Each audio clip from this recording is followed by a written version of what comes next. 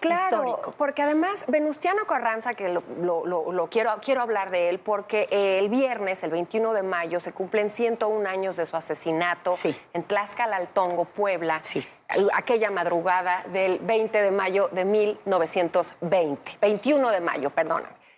El asunto con Venustiano Carranza es muy importante porque la vorágine de la revolución, a veces pensamos qué fue lo que dejó tanta destrucción, tanta muerte, ¿qué fue lo que dejó a su paso? Y lo que deja fue el figurón de Venustiano Carranza como un gran revolucionario y esa constitución.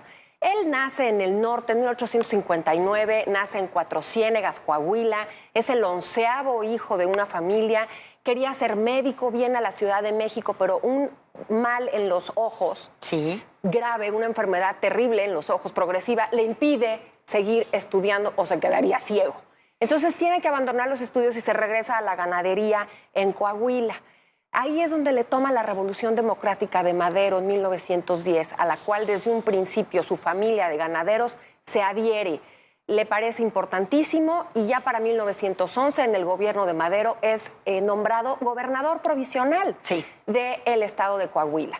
Y es ahí donde empieza a poner leyes, es ahí donde empieza a ir en contra del alcoholismo, empieza a hablar de los poderes de la federación, hace una pequeña, un previo a esta constitución. Pasan los años de terror, de la decena trágica, muere Madero y es el único gobernador que no reconoce al usurpador Huerta. Además, le viene muy bien la invasión norteamericana en 1914 porque además de que Estados Unidos no reconoce el gobierno de Victoriano Huerta, a pesar de que había conspirado con Henry Wayne, Lane Wilson en la embajada, no da el reconocimiento, pero tampoco se lo da a Carranza. Empiezan los años tumultuosos de la revolución. No necesita el reconocimiento gringo porque los fuertes revolucionarios del norte, te estoy hablando de la División del Norte de Pancho Villa, te estoy hablando de Pascual Orozco y de Álvaro Obregón, apoyan justamente este grupo de norteños y el coahuilense se va a Sonora para iniciar la avanzada a la Ciudad de México. Los revolucionarios avanzan, facciones de un lado, facciones del otro, los villistas, en fin, lo que te quiero decir es que ya para 1914 en la Convención de Aguascalientes hay una enorme ruptura con los jefes de la revolución. Tú pensarías, Mónica, ya se murió Victoriano Huerta, ya se acabó la revolución. No, viene pues una parte intestina terrible, unas matanzas, unas batallas, y sale victorioso Carranza como para poder poner su gobierno en Veracruz.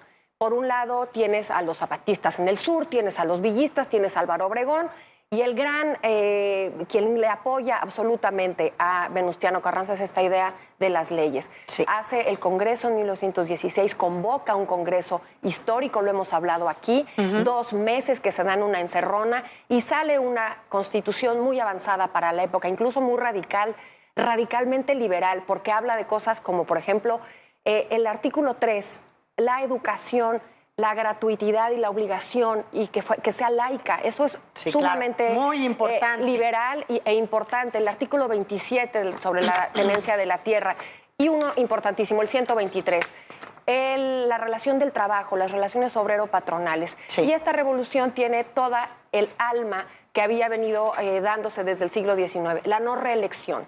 Venustiano Carranza plasma en esa constitución. Yo creo que por eso a tantos la palabra reelección nos provoca urticaria, porque así fuimos educados, ¿no? Claro, fuimos educados qué curioso. así. Y sin embargo, hoy en este proceso electoral hay tantos que están yendo por la reelección de sus cargos, entre el Congreso, las alcaldías, algo de lo que nunca se habló en México por mucho tiempo, ¿no? Claro, porque además son procesos que en México han costado mucha sangre, muchas vidas. Mucha sangre y muchas vidas. Algo tiene el poder que en México la reelección ya lo superamos. Me parece que como historiadora. Pues no lo creo. Y sin embargo, bueno, Venustiano Carranza, como el resto de los jefes revolucionarios, va a morir asesinado en Tlaxcala-Altongo cuando quiere dejar el poder en un civil, en Bonillas, que le decían tacita de té.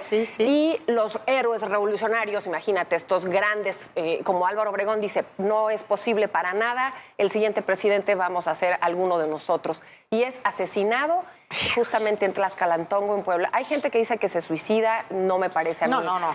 Realmente fue el ataque terrible que es del que fue emboscada, del que fue objeto. Pero lo que me parece importante hablar de Venustiano Carranza como este figurón que es es justamente el haber tenido el tamaño histórico de dejar una carta magna como la que es ahora nuestra